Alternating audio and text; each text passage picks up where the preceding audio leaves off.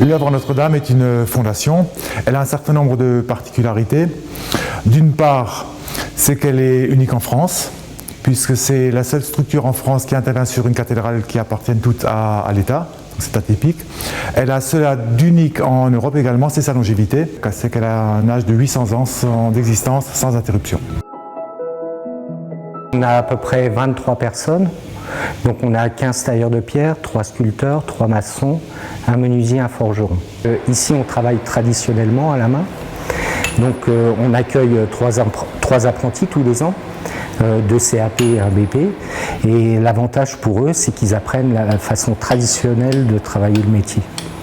Donc généralement ça fait de très bons ouvriers, même quand ils partent après ils ne restent pas à l'œuvre Notre-Dame, hein. Après on les incite à aller voir ailleurs. Tous les jeunes qui sont passés à l'œuvre Notre-Dame, c'est un bagage très important puisqu'ils ont appris la façon traditionnelle des choses.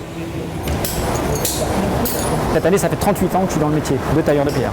Ben là, je suis en train de faire ce qu'on appelle une gorge, hein. C'est une partie creuse dans la pierre là. Hein.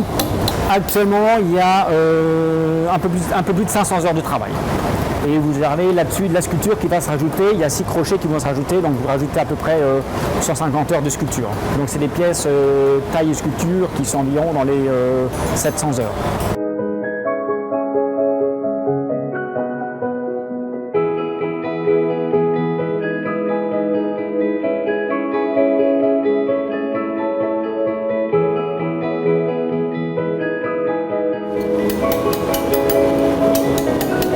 Je suis sculpteur et restaurateur.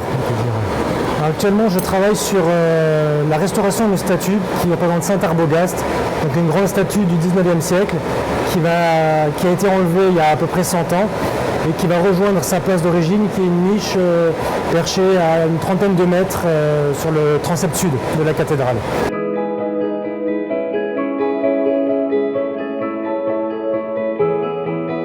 L'occasion des chantiers, c'est aussi d'apprendre l'histoire de la cathédrale.